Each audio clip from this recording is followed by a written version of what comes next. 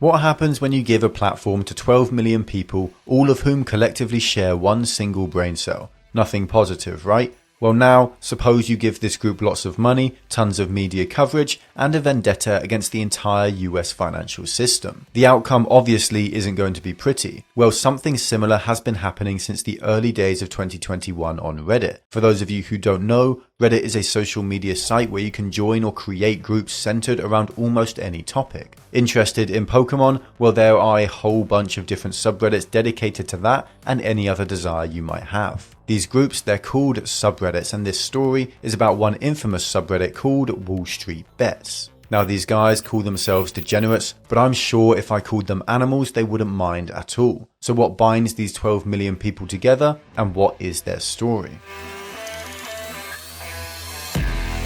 Well, GameStop, I'm sure, needs no introduction, but still, here it goes. It's a company that was set up in Dallas and Texas in 1984. Its stores brought video games to every town in America. They were all the rage in the pre-internet era of gaming, and for good reason. You get retail-priced video games available in a store close to home. Now, GameStop's business model worked well before the era of the internet, but after the internet became accessible and games became downloadable, GameStop's business started to go downhill. The worst thing, GameStop was one of those companies which they thought were too big to ever face an existential crisis, and so they never bothered to change. The same brick and mortar foundations that worked in the 90s just weren't going to work in 2013 when people wanted accessibility and ease of use. These days, it's working even less well. And so the business of GameStop started to decline. Now the apes over at Wall Street Bets, they didn't like this. They had fond memories as children of combing through the shelves at their local GameStop, picking out the early Call of Duties, and throughout the COVID pandemic and the lockdowns in particular, they saw this business start to die.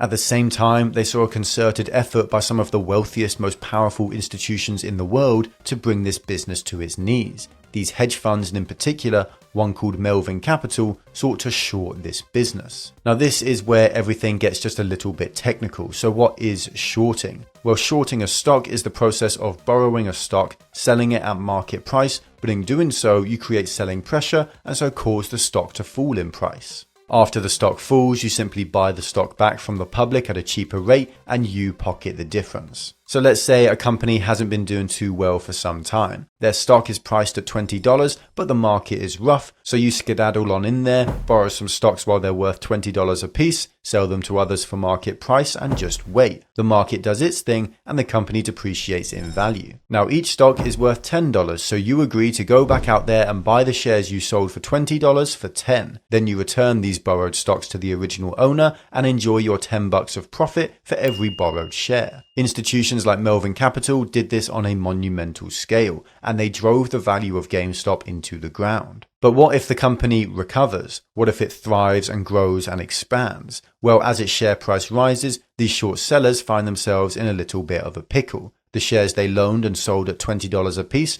are now worth $30. So to exit their position and pay back their loan, they find themselves eating a loss of $10 per share instead of a profit.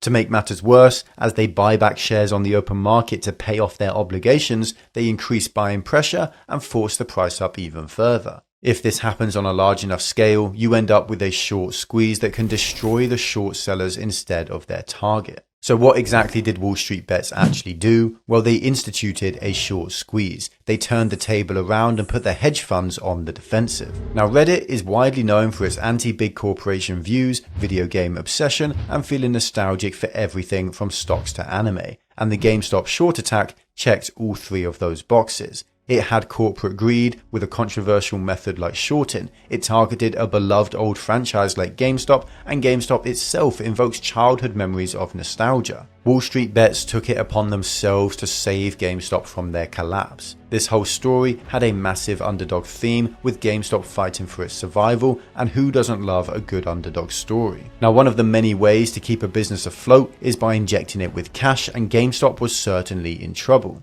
The problem was they had neither good management ready to improve things nor enough cash to delay the sinking of the ship, and so big businesses and hedge funds across America chose GameStop as the victim of a short attack.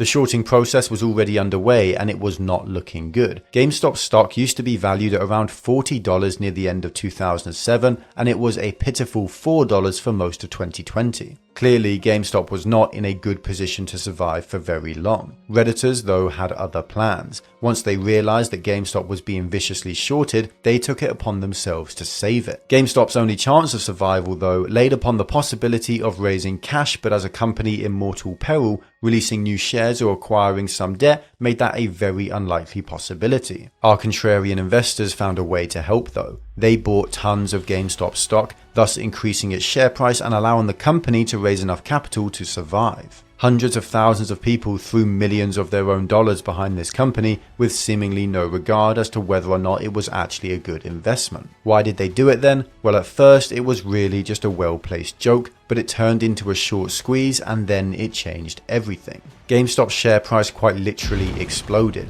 The stock was worth $4 each in August, but in January it peaked at over $400, a literal 100 times increase in its value. The trigger was, of course, Wall Street bets. This monumental increase in GameStop's value allowed them to raise enough capital to stave off bankruptcy and even put in a rescue plan and bring the company forward in the future. Hedge funds like Melvin Capital found themselves underwater and incapable of paying off their debts, and even if they tried to, they would contribute to the problem and send the share price even higher. This successful short squeeze of GameStop sparked a revolution against Wall Street. An armchair revolution, but a revolution nonetheless. Now, of course, at any time, tens, hundreds, or even thousands of companies are being shorted by big corporations and hedge funds, and so there were many opportunities for the apes of Wall Street bets to jump on in. Thus came the era of MOAS, or the mother of all squeezes. The apes' weapon, memes and meme stocks. The internet and media covered this event so much that it brought millions of new people into the movement. All of the fan-favorite companies that were shorted and at risk of bankruptcy were now under the protective wings of Redditors of all people. This massive rollercoaster of an event included so many short squeezes that even legacy media was covering Reddit for a month straight. Of course, we had our protagonist, GameStop, but along came AMC, the cinema chain that was also hammered by COVID and the lockdowns. We saw Bed Bath & Beyond join the fray, BlackBerry, and even AMX, a company chosen simply because it had a similar ticker to AMC. All these companies saw massive volatility in their share prices as retail investors flooded the markets with buy orders against all logic. The biggest shocker of all, though, comes with the persistence of the self-proclaimed apes. Not only has Reddit saved GameStop from a slow death, but Wall Street Bets investors have kept their money with GameStop for months on end, and they're showing no sign of stopping. GameStop's share price still stands at a pre-split level of $140 at the time of writing this video, far higher than it ever was before Wall Street Bets got their hands on it. But what did we get from all of these shenanigans? A video game retailer with new life thrust into it, a movie theater chain with far more fans than any sane man would have expected. Well, how about the slow, gradual, but very real collapse of one of the biggest hedge funds in the world?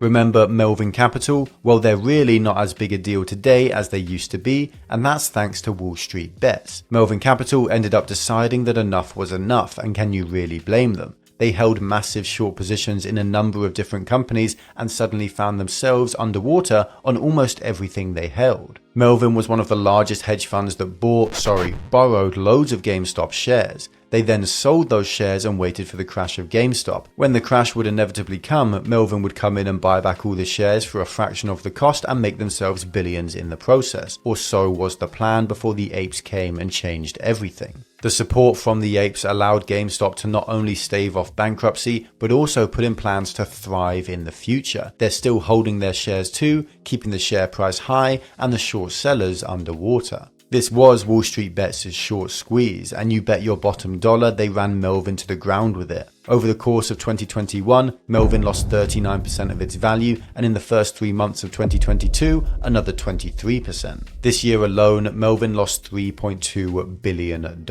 Their investors kept pulling their money out, and their time was ticking.